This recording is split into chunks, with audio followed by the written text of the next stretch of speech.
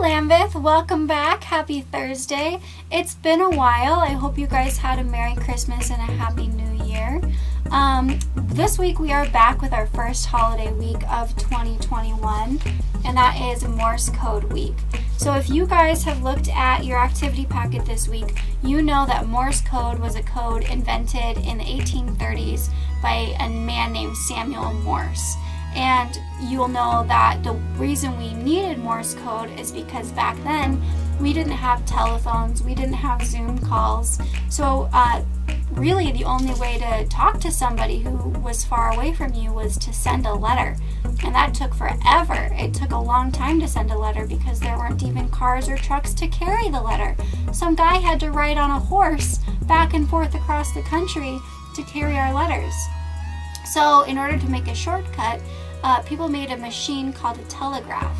And the telegraph was able to send electric signals across a long distance. So an electric signal isn't words. They weren't able to talk like on a phone, but they were able to send long and short signals. Kind of like if I turn off my light, I can turn it off really quick, or I can turn it off for a long time. So Morse code used really quick signals or dots and longer signals called dashes to create the letters of the alphabet. Speaking of which, why don't we see what I've got written on my whiteboard this week? It says, oh, what does it say? Here we have some dots and some dashes. I think this is written in Morse code. So in order to see what this says, you can pause the video if you'd like and use your packet. I have got the Morse code alphabet printed on day one of your packet. So you can check out your packet and uncode my message right here. And then once you're unpaused, I'll go ahead and tell you what this message says. Okay, so go ahead and pause the video. All right, I'm going to assume that you paused the video and that you're coming back to learn what the message says. So here we go. 4 dots in a row say H. 1 dot all by itself says E. Dot, dash, dot, dot says L. Dot, dash, dot, dot. Oh, that's another L. And then dash, dash, dash. That says O. So my secret message this week to you guys was, hello. So, hi. Now we're going to get to our activity this week. So I already talked about how they used a telegraph machine to send messages in Morse code. A lot of you guys probably haven't heard of a telegraph machine. So on Friday, I'm going to be coming around with a very, very simple homemade machine, and you and I will be able to send messages to each other on that telegraph, okay? But for now, for this video, I thought it would be fun to show you a little bit about how a telegraph works. A telegraph works by sending those electric codes, and then it uses an electromagnet to make clicks so that the person who is sitting in one telegraph office could push a button, and he could push it really quick in dots or more slowly in dashes to send the code. And then a man, usually a man, sometimes a woman, farther away would be able to hear the clicks come in. They would hear dot dot dot, dash dash dash, dot dot dot. That was SOS that I just signed. That's the distress signal in Morse code. So that electromagnet was required so that that clicking could happen. You had one piece of metal and you had another piece of metal, and every once in order to make them meet each other, you had to have a magnet attract them. But if you just used any old magnet, they would get attracted and they would just stay attracted, and that's not good. So you needed an electromagnet, something that could turn on and off depending on what signal was coming in. So today we're going to make an electromagnet. All we need is a nail or screw, a piece of copper wire, a battery, and some tape. And then of course something else metal. I'm using this little paper clip to prove that I have made a magnet. So here we go. We're just going to take our normal screw and we are going to wrap the wire around the screw as many times as we can. The more coils that we make around the screw, the stronger our magnet is going to be. So I'm going to go ahead and wrap up this magnet, this screw, and then I will be back when I'm done with that. Okay guys, I am just about done wrapping my screw with copper wire. So now I'm just going to take a couple pieces of tape and I'm going to connect my wire to the positive and negative terminals on a battery. So kids, definitely have a parents with you if you decide to do this experiment on your own. I want you guys all to be safe, and anytime we're working with electricity, we need to have a grown-up with us helping us along, okay? So there's my positive terminal.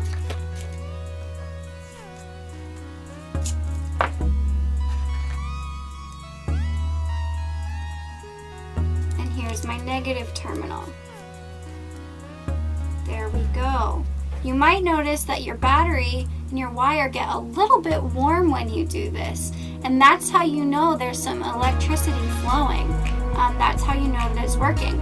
So here you go. I should have an electromagnet. Right now, what's happening is this battery has a lot of electrons separated down here at the bottom in the negative half of part of the cell.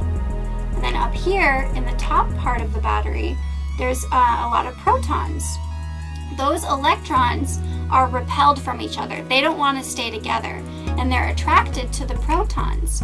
So they're going to get as fast as they can out of the cell where they're stuck with all the other electrons, and they're going to travel down this wire, and they're going to loop around through the wire, up through the top of the wire, and back to the positive side of the battery so that they can get reunited with those protons.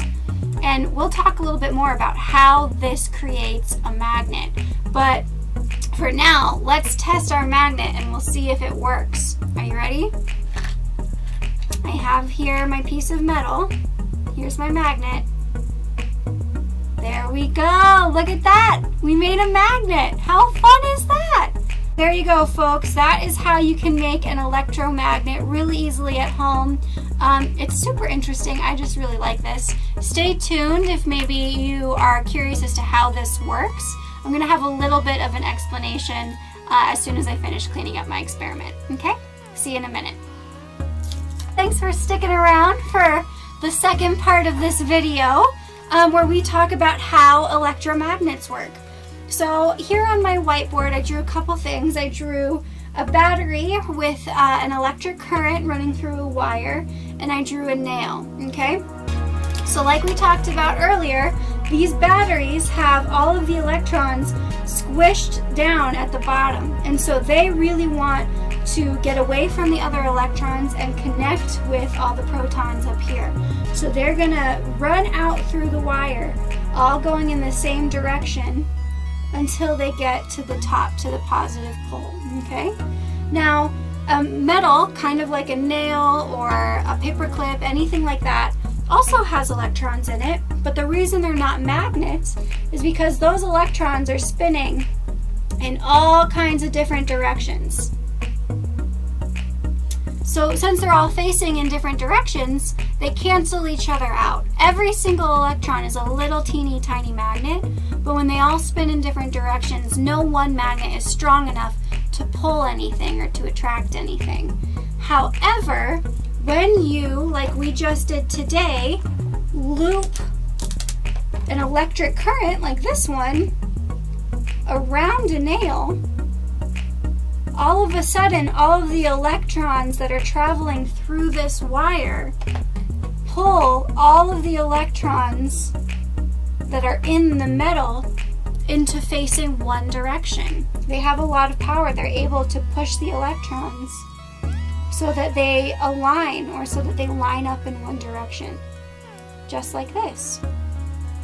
And maybe in school, you have heard that magnets have poles. They have a positive and a negative pole. So because now all of the electrons inside of my nail or my screw are lined up, all of a sudden we have a magnetic field, just like this. Because in order to have a magnet, your electrons need to be all spinning in the same direction. And that is how electricity in an electric current can create an electromagnet out of a normal piece of metal. It's by turning those electrons around so that they're all facing and spinning in the same direction. Okay?